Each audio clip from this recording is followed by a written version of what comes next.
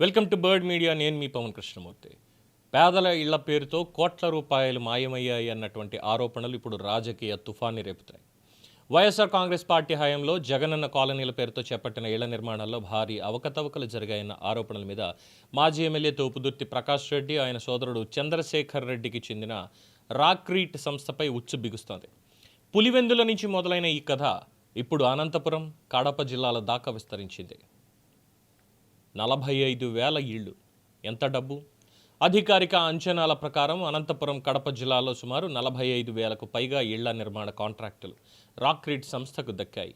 ఒక్కో ఇంటికి సుమారు 1,80,000 చొప్పున లబ్ధిదారుల ఖాతాల్లో జమ కావాల్సిన నిధులున్నాయి. అంటే మొత్తం లెక్కలు వేస్తే 100 కోట్ల రూపాయల ప్రాజెక్ట్. కానీ ట్విస్ట్ ఇక్కడే మొదలవుతుంది. లబ్ధిదారుల పేరుతో నిధులు డ్రా అయిపోయాయి, కానీ నేల మీద ఇళ్ళు మాత్రం కనిపించడం లేదన్నది ప్రధాన ఆరోపణ. పులివెందులలో 924 ఇళ్ళు, 25.80 కోట్లు. పులివెందుల మున్సిపాలిటీ పరిధిలో జీహెచ్ కాలనీలో 924 ఇళ్ల నిర్మాణానికి సంబంధించి సుమారు 25,80,00,000 డ్రా అయినట్టు అధికారుల తనిఖీల్లో బయటపడింది. కానీ క్షేత్రస్థాయిలో పరిశీలిస్తే అనేక ఇళ్ల పునాదులు దశలోనే ఉన్నాయి. కొన్ని చోట్ల గోడలు కూడా లేవు, మరి కొన్ని చోట్ల కేవలం సిమెంట్ స్తంభాలు మాత్రమే కనిపిస్తున్నాయి. ఇక్కడే ప్రజలు అడుగుతున్నటువంటి ప్రశ్న ఒక్కటే: డబ్బులు పూర్తిగా వెళ్ళిపోయాయి, ఇళ్ళు మాత్రం ఎందుకు పూర్తి కాలేదు? ఇక్కడ వేలిముద్రల మాయ, సంతకాల గుట్టు ఉంది కాబట్టి. బాధితుల వాదన మరింత సంచలనంగా ఉంది. తమకు తెలియకుండానే తమ వేలిముద్రలు, సంతకాలు ఉపయోగించి నిధులని డ్రా చేశారని వాళ్ళు ఆరోపిస్తున్నారు. లబ్ధిదారుల ప్రమేయం లేకుండా బ్యాంకు ప్రక్రియలు పూర్తి చేశారన్న ఆరోపణలు కూడా వస్తున్నాయి. సొంత ఇంటి కోసం ఆశతో ఎదురు చూసిన పేద కుటుంబాలు ఇప్పుడు కేవలం ఆ పునాదుల చుట్టూ తిరుగుతున్నాయి. మా ఇల్లు కలగానే మిగిలిపోయింది అని వారు వాపోతున్నారు.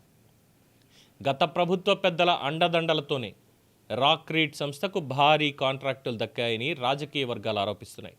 ఇంత పెద్ద ఎత్తున 45,000 ఇళ్ల నిర్మాణం ఒకే సంస్థకు ఇవ్వడం వెనుక రాజకీయ ప్రభావం ఉందా అన్న అనుమానం వ్యక్తమవుతోంది.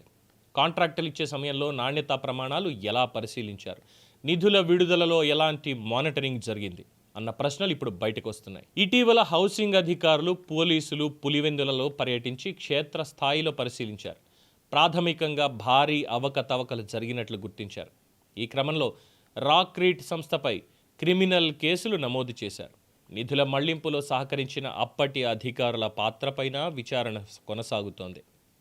ఇది కేవలం ఒక కాంట్రాక్టర్ కథనా, లేక రాజకీయంగా ప్రభావం చూపే పెద్ద వ్యవహారమా అన్నది ఇప్పుడు దర్యాప్తులో తేలాల్సి ఉంది.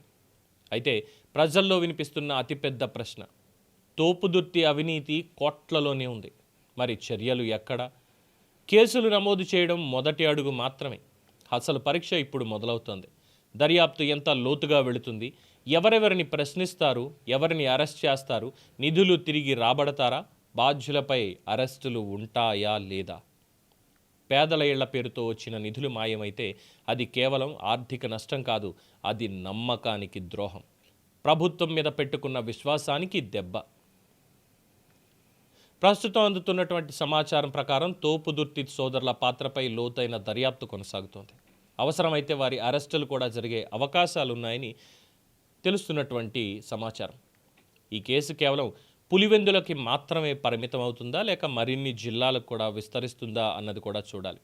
మొత్తానికి పేదల ఇళ్ల కోసం వచ్చిన నిధులు పునాదుల దగ్గరే ఆగిపోయాయి అన్న ఆరోపణలు రాష్ట్రాన్ని కుదిపేస్తున్నాయి. కోట్లలో లావాదేవీలు జరిగితే బాధ్యత కూడా కోట్ల స్థాయిలోనే ఉండాలి. ఇప్పుడు ఇక్కడ చూడాల్సింది ఒక్కటే: ఈ వ్యవహారంలో నిజంగా చట్టం తన పని చేస్తుందా, లేక ఇది కూడా ఫైల్స్లోనే ముగిసిపోతుందా? పేదల సొంత ఇంటి కల నెరవేరుతుందా, లేక ఇదొక అవినీతి కథగా పుస్తకాల్లో మిగిలిపోతుందా? ఇది కేవలం ఒక కేసు కాదు, పరిపాలన నిబద్ధతకి, కూటమి ప్రభుత్వానికి లిట్మస్ టెస్ట్. మరి తోపుదుర్తి మీద చర్యలు తీసుకుంటారా, తీసుకోరా? వేచి చూడాల్సిందే. దీని మీద మీ అభిప్రాయం తెలియచేయండి. చూస్తూనే ఉండండి ది బర్డ్ మీడియా.